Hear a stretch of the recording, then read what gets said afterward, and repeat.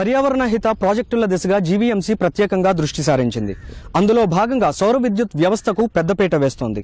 Smart city మిషన్లో సుమారు 11 కోట్ల రూపాయల వ్యయంతో సౌర విద్యుత్ ఉత్పత్తిని లక్ష్యంగా పెట్టుకుంది. ప్రస్తుతం అందులో భాగంగా ఏర్పాటు చేస్తున్నటువంటి సోలార్ ఫ్లోటింగ్ వ్యవస్థను మనం ఇప్పుడు చూస్తూ ఉన్నాం. మొత్తంగా విశాఖలో ఎంతో ప్రత్యేకమైనటువంటి ముడసర్లోవర్ రిజర్వాయర్లో నీటిపై తేలియాడేటువంటి సోలార్ వ్యవస్థకు ప్రస్తుతం ప్రాథమికమైనటువంటి పనులు జరుగుతూ ఉన్నాయి.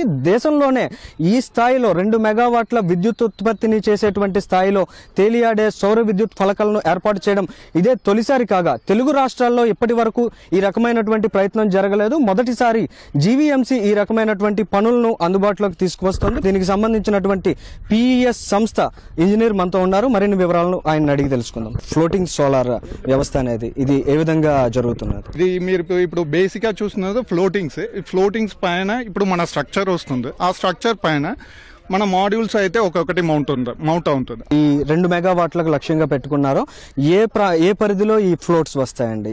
ఇప్పుడు మీరు చూస్తున్నారు కదా, దీనిలో ఒక 50% కవర్ అయిపోతుంది. ఆ తర్వాత ఇంకా ప్రాజెక్ట్ ఎక్స్టెన్షన్ అయ్యేటప్పుడు ఇంకా 50% అంటే చెరువు మొత్తం వచ్చేస్తుంది. ఇప్పుడు ఫ్లోట్స్ ఏర్పాటు చేస్తున్నారు. నీరు లేని సమయంలో ఇవి ఏ విధంగా పనిచేస్తాయి?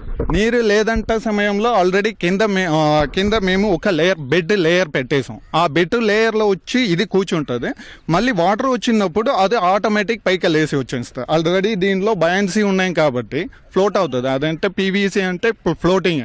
సో వాటర్ ఎక్కువ పెరిగినప్పుడు ఫ్లోట్ అవుతుంది. ఆ తర్వాత కింద వెళ్ళి కూర్చుంటుంది అంతే.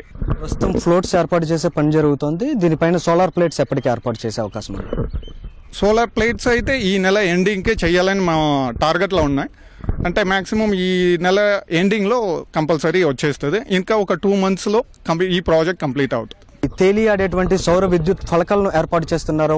ఇవి మరో 25 సంవత్సరాల వరకు కూడా ఎటువంటి ఇబ్బంది లేకుండా విద్యుత్తును ఉత్పత్తి చేసే అవకాశం ఉందని చెప్తున్నారు. దీని ద్వారా ఉత్పత్తి అయ్యేటువంటి విద్యుత్తును దగ్గరలో ఉన్నటువంటి పైనాపిల్ కాలనీ వద్ద ఉన్నటువంటి విద్యుత్ గ్రిడ్కు అనుసంధానం చేయడం ద్వారా ఈ విద్యుత్తును సమర్థంగా వినియోగించుకునేందుకు జీవీఎంసీ కసరత్తు చేస్తోంది. మొత్తంగా ఈ తరహా వినూత్నమైనటువంటి ప్రయత్నం ద్వారా నీటి ఆవిరిని తగ్గించడంతో పాటు ఒక మెరుగైనటువంటి స్మార్ట్ నగరంగా అభివృద్ధి చెందుతున్నటువంటి విశాఖ నగరంలో ఒక మెరుగైనటువంటి పర్యావరణ హిత విధానాలను ప్రజలకు పరిచయం చేయడం, సౌర విద్యుత్ వ్యవస్థపై మరింత అవగాహనను పెంపొందించేందుకు ఈ ప్రాజెక్టు ఉపయోగపడనుంది.